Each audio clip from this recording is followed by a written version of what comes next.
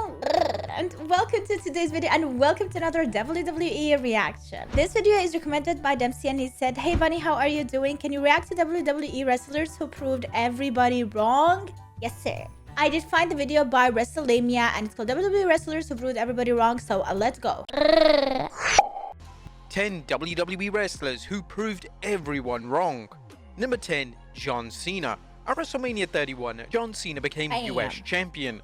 On the surface, this was a bizarre booking move as Cena was still very much WWE's top star, so some fans felt like this was a step down for Cena to now be a mid-card champion on the Raw. Number 9, Christian. When Christian parted ways with WWE in 2005, he wanted to show WWE that he had what it took to be a top star in pro wrestling. Christian, shortly after his departure, signed with TNA, and what followed was phenomenal work, as Christian was instantly pushed into the main event scene and he delivered in every aspect of what was required out of a main event talent. Christian would become world champion and this was long overdue, yet it was wonderful to see him get his flowers. Upon returning to WWE in 2009, they still needed convincing that Christian was a main event level performer. When he finally got this chance in 2011, Christian had a chip on his shoulder and his world title main event feud with Randy Orton was widely acclaimed, and Orton himself classes it as one of the standout feuds of his entire career. Whilst Christian didn't win another world title outside the two runs in 2011, he was often placed in the main event scene, and Christian had numerous world title matches before his initial WWE retirement in 2014. Number 8, Mark Henry. For the first few years of Mark Henry's WWE run, he couldn't just put it together in the ring. Henry went between various different characters, and despite WWE pushing him numerous times up the card, each time Henry failed to catch fire, and the fans rejected him as a top star. In 2011, Henry once again turned heel and he was set for yet another push into the main event picture. Upon this initial turn, fans were critical, which was justified as WWE and Henry had been in this position so many times with the same result. Henry managed to find the gimmick that suited him perfectly. The Hall of Pain gimmick was outstanding, and Henry went into the gimmick and the push with the mindset of proving everyone wrong and showing that he belonged. Henry's work was so good that he was even given a world title run. And to everyone's surprise, this reign was one of the more entertaining and unique reigns of the past 2 decades. Henry's Hall of Pain run established Henry as a legitimate main eventer, and although his main event and world title run was brief, it ultimately defined Henry's legacy as a talent in WWE. Let's go! Number 7, The Big Show. WWE have had a love-hate relationship with The Big Show throughout the years. Within his first year in the company, Big Show won the WWE title, yet they took exception with his in-ring work and his physique, and by 2000, Big Show was sent to OVW for further conditioning. When Big Show returned, they couldn't just commit to booking Big Show in the main event. He would spend time in the hardcore division and he would also miss WrestleMania 18. By the end of 2002, Big Show was put in a sink or swim situation. He was given the WWE title by defeating Brock Lesnar of all people, and Big Show slowly turned things around. He worked endlessly to get better in the ring, and his promo work was also vastly improved. Big Show became a constant in WWE over the next few years, and after an extended break, he would return in 2008 to embark on his most successful run to date. Big Show proved to the fans, and more importantly WWE themselves, that he was serious about being a big deal in pro wrestling, and his story is one of triumph and resilience. Number 6, LA Knight. It was decided by Vince McMahon that the best role for LA Knight on the main roster would be a managerial role. The role would completely destroy the LA Knight character, as he would now be known as Max Dupree. The gimmick was atrocious, and the fans clamored for WWE to change their minds and revert him back to the LA Knight persona everyone knew and loved. Thankfully, WWE did, and LA managed to get incredibly over and connect with the main roster crowds.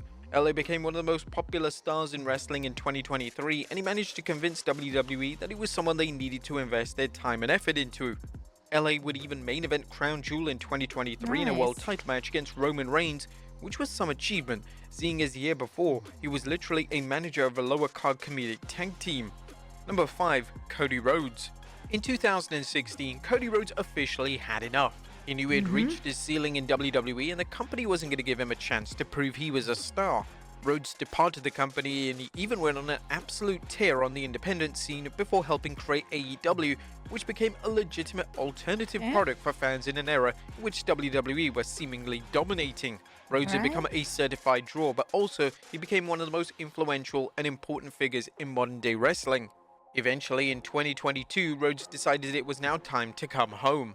After showing everyone what he was made so of, Rhodes returned to story. WWE and they instantly acknowledged his success outside the WWE bubble, and Rhodes was quite rightly pushed as a main eventer. All demographics seemed to gravitate towards Rhodes, particularly after his return from injury in 2023, and the fans firmly decided that Rhodes was their guy. Subsequently, WWE decided that Rhodes was the perfect choice to end Roman Reigns' historic run as WWE Champion. And as a result, the artist formerly known as Stardust closed out WrestleMania 40 as champion. Number 4, Dominic Mysterio. When Dominic Mysterio made his official in-ring debut in 2020, he was still very much green in terms of his in-ring work. But he's good as a heel. We have to admit that. In 2022, in a much-needed move, Mysterio turned heel on his own father, the legendary Rey Mysterio. What followed was one of the greatest character changes in WWE history. Virtually overnight, Dirty Dom became one of the most detestable heels in pro wrestling, and he seemed to find his groove almost immediately as a bad guy. Mysterio would join the Judgment Day, and his on-air partnership with Rhea Ripley has been stupendous, as they both have riveting chemistry. They both enhanced each other's characters. Number 3, AJ Styles. More concerned when AJ Styles signed with WWE in 2016. Whilst AJ's body of work was widely celebrated around the world, there was the apprehension surrounding if AJ in WWE would actually work.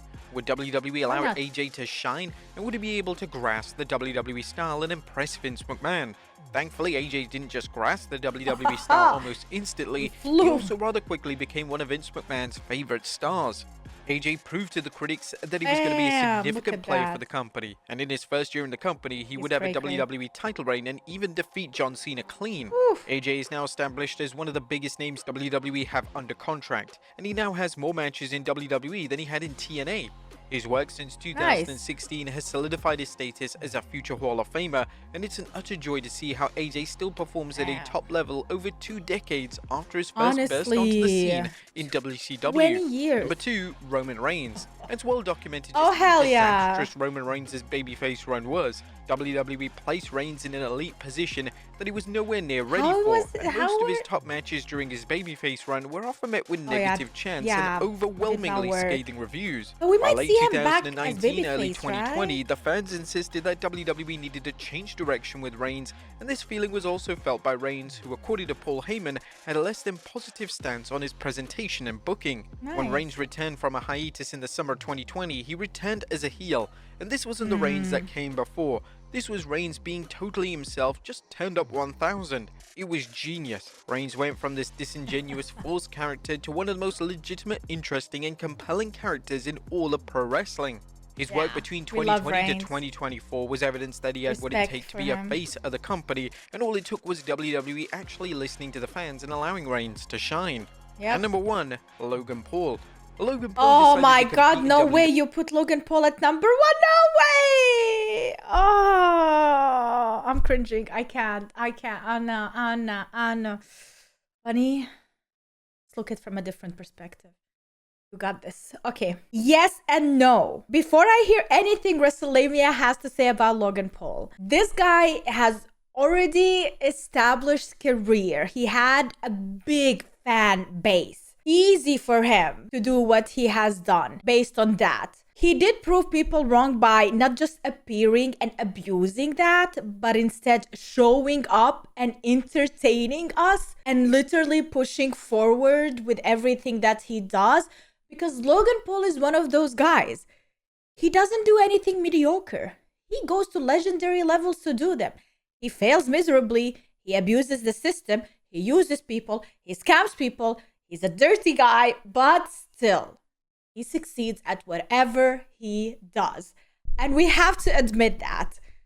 Love him, hate him, no matter what. I personally respect the hustle, hate the character kind of situation for me. But yeah, he is apparently an asset to WWE. And we are apparently looking forward to what he's going to bring next, even though I hate to admit it. WWE was instantly met with backlash. Paul was a social media star and a YouTuber, and fans collectively wondered what on earth he could do to add to WWE. When he eventually wrestled, it was apparent that he was incredibly athletic and had natural in-ring ability. The more he wrestled, the better he came, and this was in all areas of pro wrestling, including his promos and his selling, which continues to be tremendous.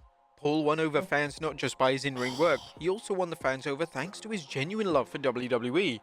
In interviews, he often speaks at length about how much he respects the WWE talent, and he constantly talks about how insanely hard being a pro wrestler is. Paul has had a unique appreciation for the art of wrestling, and when he became US champion in 2023, fans welcomed the booking move as he managed to successfully prove himself as somebody that's incredibly serious about making his WWE run now a success.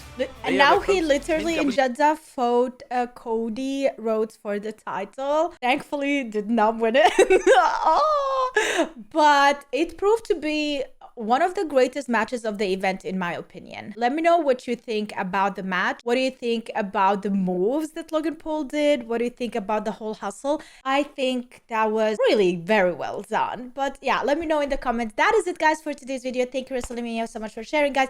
Make sure to check out the original video. I should have mentioned this before. The original video before checking out my reaction. That is very important. But yeah, that is it. I hope you enjoyed it. If you did, make sure to leave a like and subscribe for more. And I hope I will see you tomorrow with a brand new video. Have a wonderful day. And yeah, see you tomorrow. Bye.